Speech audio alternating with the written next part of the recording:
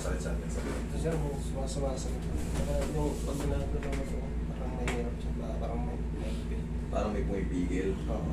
Kailan ka ba nadali ng ganyan? Ano na una? Balakang leg? Dito. Ano nangyari? Bakit? Kumbaga, ano yung huli mong ginawa? Basketball? Okay. Pero late ko lang kasi nakaramdaman siya. Compression. Discompression. Di ba nga ilang buwan ka na nagkakagaya? Ilang linggo? Ilang araw? Eh, may taon na rin? Pero minsan kasi, Minsan good, minsan ano. Alam mo yung ganyan, ibig sabihin niya, nasa bulging stage ka ganito. This bulging. Kumbaga, minsan bearable, minsan wala. Minsan meron. Kumbaga, nagwa-warning. Kumbaga na pag mali yung bagsak mo sa basketball or yung mali yung liad mo, yun. Bulging lang yan. Pero, kasi, hindi pa yan pumutok kasi nakakayanan mo pa eh. Saka ngayon, ano pag, halimbawa, nagbabangon di ka ako, sumakakalik siya. O yun, ibig sabihin, posterior disc bulge. Ano yung ibig sabihin ng posterior disc bulge? Sa likod ang ipit. Kumbaga, pwede kasing pumerat yan paharap, anterior. Sa gilid naman, desiccation. Sa likod, yun yung posterior. Pagka gumaganon ka, pero, yun nga, dahil hindi pa siya putok na putok, nawawala pa. Minsan naman, dire-diretso naman yung ano. Minsan naman, pag alam nyo, minsan natatagpuan nyo yan, yung ano. Eh, yung turo ko sa inyo, minsan napipihit nyo yung sarili nyo, lumalagotok eh. Minsan nagaganyan yung sarili nyo, hindi nyo lang alam. Hindi nyo na-discover kagad. Pero pag nanonood kayo sa akin, ma-discover nyo lahat yan. Mga bulging disc na yan.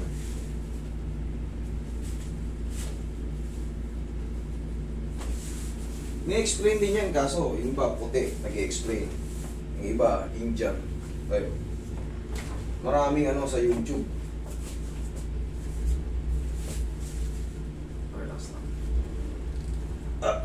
Sarap. Okay pa rin yung issues mo? Higa kang parilid. Maraming nagtuturo na ng ganito, pero mas maganda meron kayo isang sinusundan para consistent yung ano nyo. Dire-diretso yung mga matutunan nyo. Pwede kayong manood hanggang tatlo, yung tatlo yung mga susundin niyo yung mga nag-a-adjust.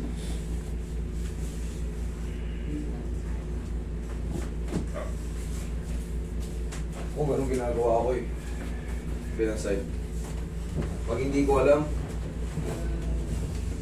si Google tsaka yung sinusundan kong master.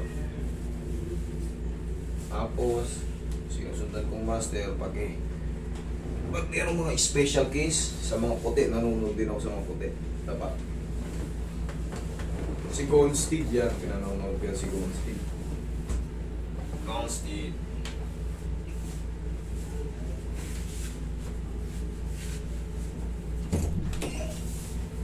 Yes po.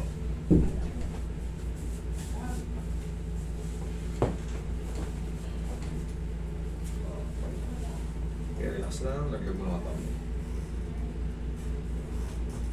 Paalala ko lang po ulit mga ka-3M. Uso na naman yung mga bare months na, uso na naman yung scam. Gusto ko kayong unahan na kagad. Tandaan nyo, pag hindi pa kayo nakakapunta rito, hindi nyo pa ako nakikita. Never kaming naningil sa mga online. Tsaka yung mga booking VIP. Wala kaming yan, lalo sa mga OFW kung ka-3M natin dyan. Huwag na huwag kayong papauto. Pag ganyan sinisingil kayo sa online, bank transfer, GCash, or maya-maya na yan. Huwag na huwag kayong papauto. Pag kasiningil kayo sa ganyan, murahin nyo na kagad yan. Hindi kami yan. Sana kumbaga hindi na madagdagan yung na-scam. Yung dami na nai-scam. Kahit sa Bohol nun, napunta kami, may na-scam din eh. Sinusundan kasi kami niyan. Hindi namin alam kung sino yung ibablock namin eh.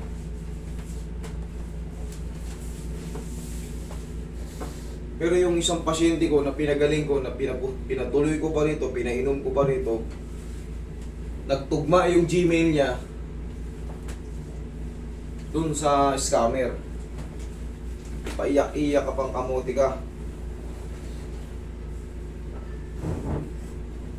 Kung matatandaan nyo, meron dito namamanid yung paa, nakapalagi naka ano. Siguro nakatatlong session sa atin yung par, no? Dalawa. Dalawa lang. Dalawa lang. Ikaw lang naman ang nag-ano rito eh. Nakapasok pa sa GC natin yan eh. Kaya alam niya eh. Animal talaga yan si ano eh. Meron lang pangalanan eh. Inedit pa yung mukha eh. Halatang scammer talaga, nag-i-edit eh, di ba? Ang laki ng katawan, tapos yung mukha nakagano, nakalubog yung legs. Siya daw yun. Animal talaga. Basta huwag kayo magpapaloko. Huwag na huwag kayo magbabayad sa mga online na yan. Online banking. Gcash, Paymaya, kung ano pa, Cebuana, kung ano bang mga basta transfer na mga ganyan. Hanggang di nyo kami nakikita. Hindi kayo nakakapasok sa clinic na to.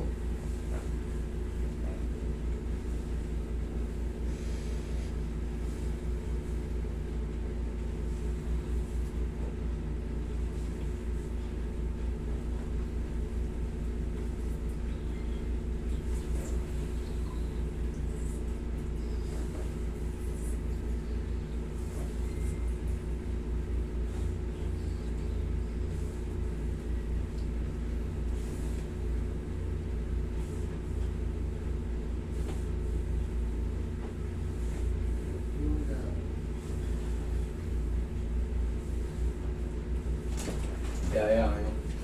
Kaya.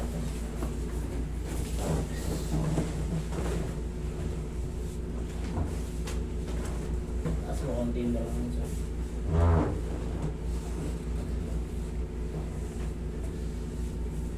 Kamay sa dyan po. Dalawa. Yan, relax na. Inhale. Exhale.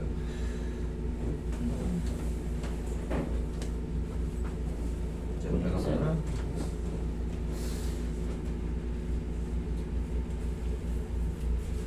Para safe ka sir, di ba naglalaro ka pa ngayon?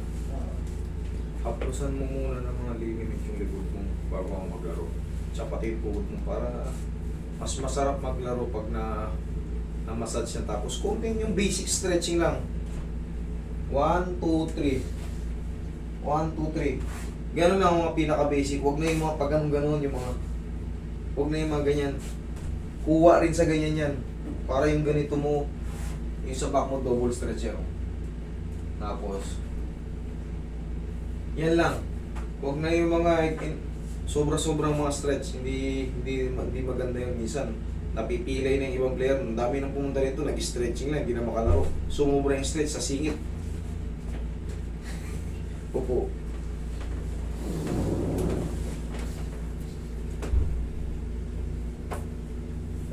Kung walang sa umaga tayo ka. Ganito na agad yung mga player. Pag-gising sa umaga, mga bata-bata pa, sabihin natin hindi nyo pa inihina. Pero pag kayo nag-30 na pataas, iba na eh.